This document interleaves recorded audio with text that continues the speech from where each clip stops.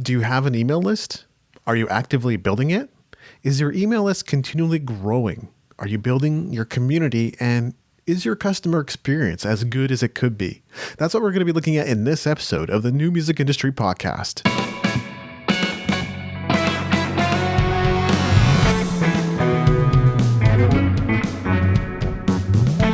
You're listening to the New Music Industry with David Andrew Wiebe. Hey, it's David Andrew Wiebe. In this episode, I wanted to share what I recently picked up from James Schramko's course on email marketing. I'm not going to summarize the course, give you a step-by-step, or share templates with you. We're not about plagiarism. I'll be sharing my own discoveries from taking this course, and then I'll be sharing a little bit about what we've been doing on Music Entrepreneur HQ to improve our email process. Number one, how are you capturing emails? What lead magnets do you have? A lead magnet is something you give away for free in exchange for an email address. It might be a single, it might be an EP. Are you giving anything away? If you're not, then you don't have a lead magnet. But if you do, you're going to want to identify your assets. Where are the sign-up forms on your website? Do you have email opt-in boxes on your site? Where are they located? Are they on your home page? Are they in your internal pages? Are they in the sidebar, header, footer? Where are they? Do you have any sales funnels set up? Because typically those capture emails as well. And are you capturing emails in person at gigs and conferences and wherever you go? What you want to do here is identify all the touch points and preferably log them in a spreadsheet or maybe in a tool like Notion so you can look at all of them from a bird's eye view. Now, there is sort of a pros and cons of having more opportunities for people to sign up to your email list. On the one hand, when you have more opportunities and more lead magnets and more opt-in boxes, you can tailor your communication to specific segments of your audience. Let's say, for example, they download your free single. So your first email might be delivering the goods that you promised them, right? But then in the future, when you have a new music release, you know that they were interested in your single, they might be interested in your EP or your album or whatever your next release is. But like I said, there's a con. More isn't always better because it can add complexity, and you'll see why that is a little later in this episode. Number two is what happens when someone joins your list. We have a few more questions to ask here. Does everyone get added to the same list, or are they tagged the same way? It's not a problem if everyone is being added to your same list. It's not even a problem if you're not tagging them immediately. In fact, if you're just getting started and you don't have a lot of products and you don't have a lot of offers, then maybe adding them all to the same list is a good idea.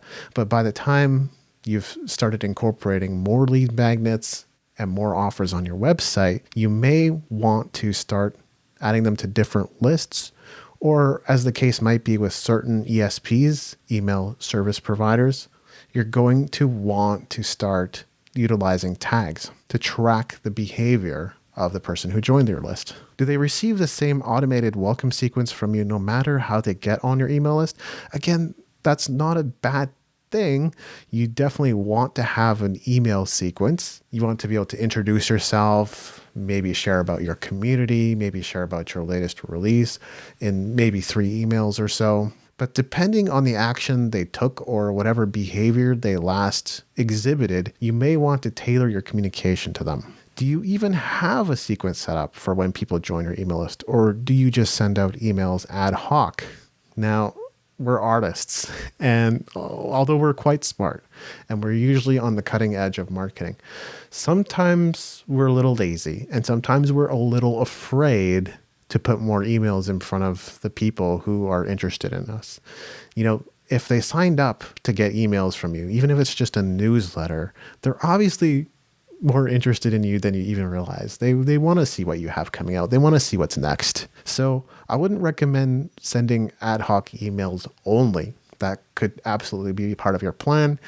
such as if you're sending weekly or bi-weekly or monthly emails. I don't know that you'd want to go any less than that. But the point is, if you improvise everything, this machine's not going to work as well as it could. Are new subscribers receiving customized communication from you? And this kind of goes hand in hand with what we've already talked about.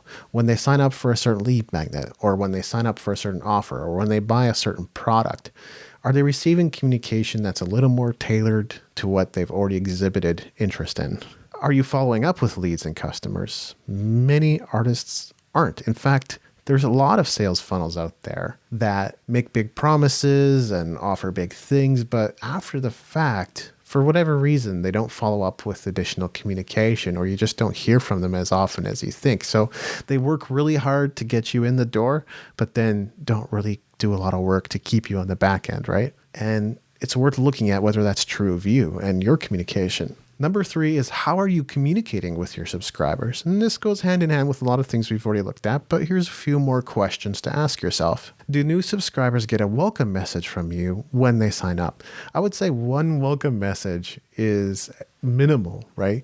You at least want to put something in front of them saying, hey, thank you so much for joining the list. Thank you for joining the community. And then maybe one next step, like follow us on Facebook or something like that. If they are signed up for a lead magnet, are they actually getting it? You know, this is where automation makes a big difference, right? You should probably have that set up in Leadpages or ClickFunnels or some other automated service that allows you to put that lead magnet in front of them right away, so that you aren't sending out emails. You aren't watching all day going, look, oh, someone new signed up, we have to send it. You know, it doesn't work. And the customer, or in this case, the prospect, is expecting to receive that right away. So leverage automation. If they bought a product, did they actually receive it? It's certainly worth following up, isn't it? And even if that's just a thank you email saying, hey, thank you for purchasing this product, if they at least receive that email, they're going to be more likely to respond to you if perchance they didn't actually get it. It's always good to make sure they did. Are you following up with customers who bought something from you? Look, the reality is the customers, or your existing customers, are really the best source of income. We often work really hard to get new customers, and that's as it should be. We want to grow our fan base, right? We want to grow our subscriber list. But it's important to realize that you're not going to be spending as much time or energy or resources into nurturing your existing customers and putting new offers in front of them. If they already bought from you, they're interested in buying from you again. You just have to create that opportunity. Are you sending emails on a consistent schedule, or are you just winging it?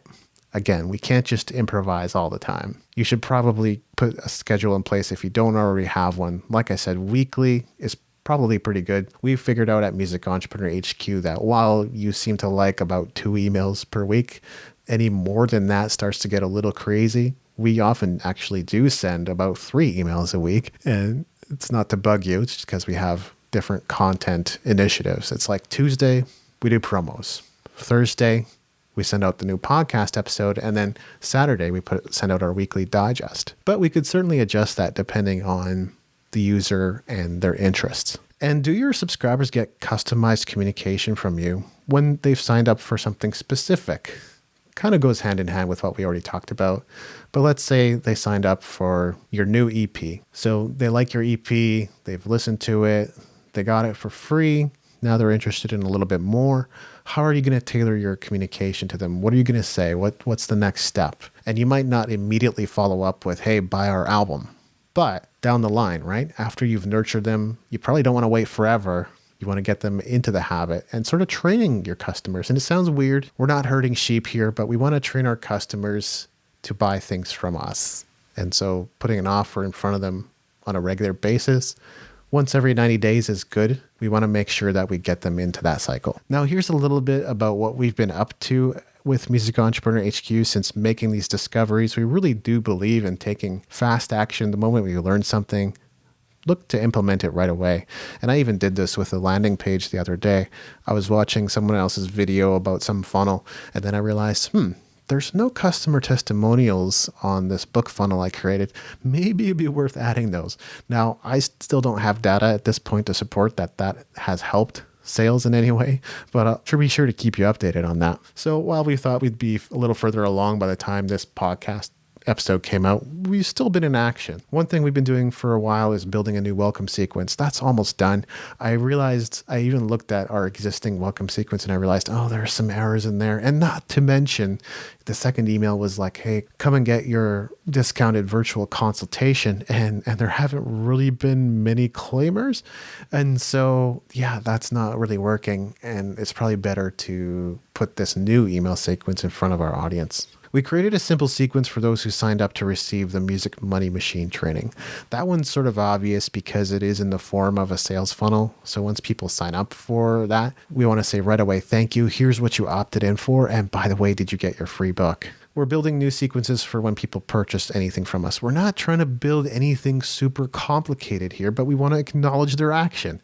Hey, thank you for purchasing this course. I don't think we have that right now, unfortunately. And I'm just realizing as I go through this own mental model for myself and consider all these questions and identifying our various opt-ins and lead magnets and offers and all that, I realized that was a lacking. And this is one way we can definitely nurture and support our customers better. That's what I'm seeing. Like I said, we're not perfect. So we just want to make sure that there's at least 2 emails going out. One is just to thank them for the action they've taken. And 2 is probably to follow up about a week later and say, hey, how are you doing with that course? Is everything good?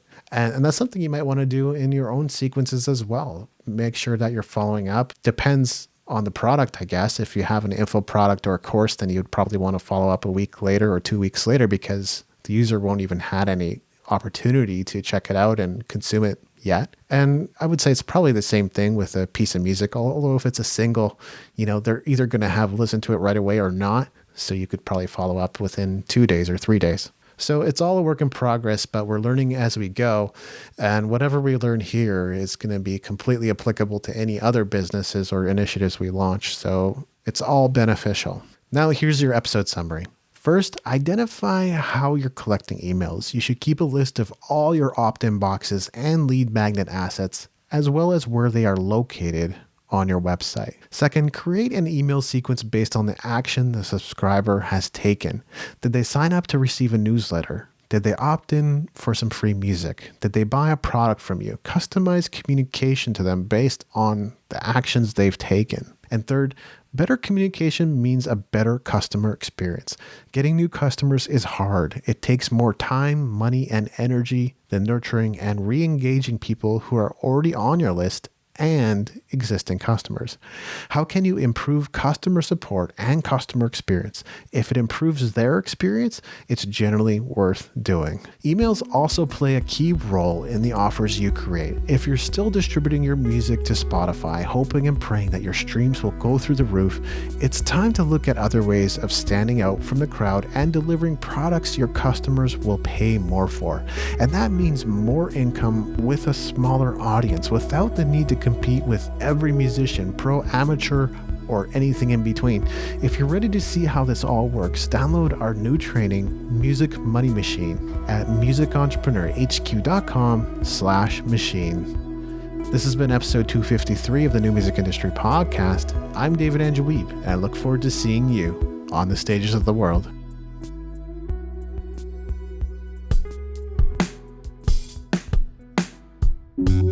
Thank you for listening.